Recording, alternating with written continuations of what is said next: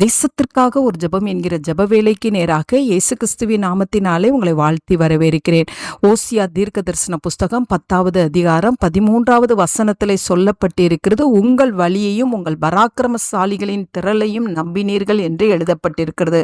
ஆம், அன்றைய இஸ்ரவேல் ஜனங்கள் தேவனை நம்புகிறதை விட்டுவிட்டு தங்களுடைய பலத்தையும் தங்களுடைய படை பலத்தையும் நம்பினார்கள்.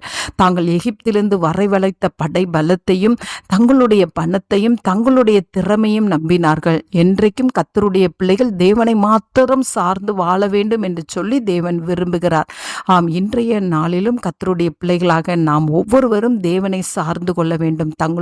நம்முடைய பணத்தையோ நம்முடைய சுய பலத்தையோ ஆட்களின் பலத்தையோ அது மாத்திரமல்ல தங்களுடைய சுய திறமைகளையோ வியாபாரத்தையோ வேலையையோ ஊழியங்களையோ நம்பாதபடிக்கு தேவனை மாத்திரம் சார்ந்து வாழ்கிற வாழ்க்கை வாழும்படியாய் தேவன் விரும்புகிறார். அவரை மாத்திரம் நாம் உயர்த்த வேண்டும். இவைகளை எல்லாம் அருளி செய்த இயேசு கிறிஸ்துவை மாத்திரம் நாம் மகிமைப்படுத்த வேண்டுமே அன்றி மற்ற எவற்றுக்கும் நாம் பிரதானமாய் முக்கியத்துவம் கொடுக்க கூடாது.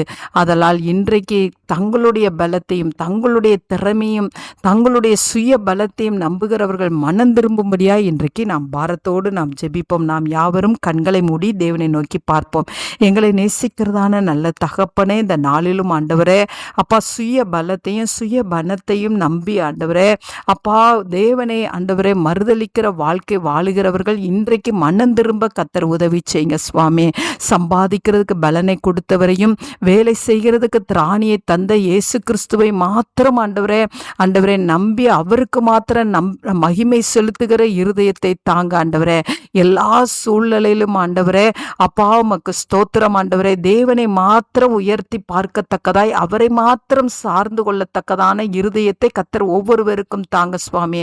தங்களுடைய பராக்கிரமத்தையோ தங்களுடைய வழியையோ தங்களுடைய திறமையோ தங்களுடைய பணத்தையோ உம்முடைய பிள்ளைகள் நம்பாதபடிக்கு ஆண்டவரே அப்பா இவைகளை தந்த இயேசுவை நாங்கள் நம்பும் பொழுது ஆண்டவரே இன்னும் ஆண்டவரே உம்முடைய பிள்ளைகளை மேன்மைப்படுத்துவீங்க, உயர்த்துவீங்க.